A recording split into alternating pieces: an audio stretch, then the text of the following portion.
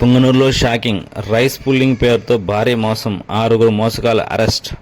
Punganur UNR circle ప్రాంతంలో rice pulling వస్తువులు ఉన్నాయని, వాటి ద్వారా భారీ లాభాలు వస్తాయని నమ్మబలికి సికింద్రాబాద్కు చెందిన వెంకటరత్నం నుంచి 50,000 వసూలు చేసిన ముఠాను అర్బన్ సిఐ సుబ్బరాయుడు అరెస్ట్ చేశారు. నిందితులు నాగిరెడ్డి, ఆరుద్రయ్య, మహేష్ కుమార్, సయ్యద్ అదం బాషా, రెడ్డప్పతో పాటు మరో వ్యక్తిని అదుపులోకి తీసుకుని రిమాండ్కు తరలించారు. బాధితుని బెదిరింపులకు కూడా గురి చేశారని పోలీసులు విచారణ తేలింది.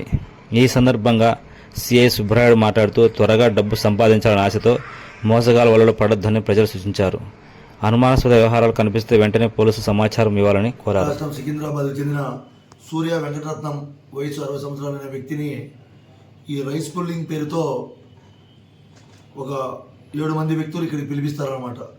వాళ్ళు ఎవరు అంటే మన పుంగనూరు టౌన్కు చెందిన సయ్యద్ ఆదం బాషా, తర్వాత వెదురుకుప్పం చెందిన కావలి మహేష్ కుమార్, తోట ఆరుద్రయ్య కార్వేట్ నగరం, పులుగు నాగిరెడ్డి బాపట్ల, మన చౌడేపల్లి మండలం రాజులకు చెందిన సత్తుపాటి రెడ్డప్ప, అదేవిధంగా కడప జిల్లా ఎర్రగొండకు చెందిన నంద్యాల సంజీవయ్య, తర్వాత మునీంద్ర అలియాస్ కయ్యప్ప చౌడేపల్లి మండలం. వీళ్ళు 7 మంది కూడా ఆ వెంకటరత్నాన్ని ఇక్కడ పిలిపించి ఒక రాగి పాత్ర చూపించి దీనికి శక్తులు ఉంటాయి అని చెప్పి బియ్యాన్ని, మన మామూలు బియ్యము ఒక పెట్రోమాక్స్ లైట్ ఒత్తిలో పోసి ఒక కర్ర కట్టి ఆ రాగి పాత్ర పక్కన పెడితే ఆ బియ్యం మాడిపోయినట్లు చూపించి ఆయన నమ్మిస్తారన్నమాట.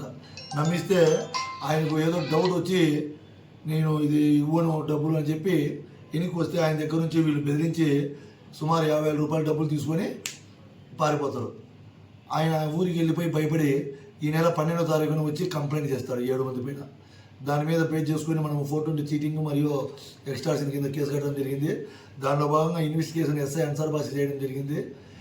ఈ దినము 6 మంది వ్యక్తులను అరెస్ట్ చేయడం జరిగింది. ఒక వ్యక్తి పరాలు ఉన్నాడు, మునీంద్ర అలియాస్ కప్పయ్య అనే వ్యక్తి. అతను కూడా త్వరలో అరెస్ట్ చేస్తాము. అట్లే ఆ రాగి పత్ర కూడా సీజ్ చేయడము పెండింగ్లో ఉంది. ఈ 6 మంది నిందితులను పట్టుకుని అరెస్ట్ చేసి గౌరవ పుంగనూరు కోర్టులో హాజరుపడడం జరిగింది. కోర్టు వారు ఈ నెల 29 వరకు వారికి రిమాండ్ ఇవ్వడము జరిగింది.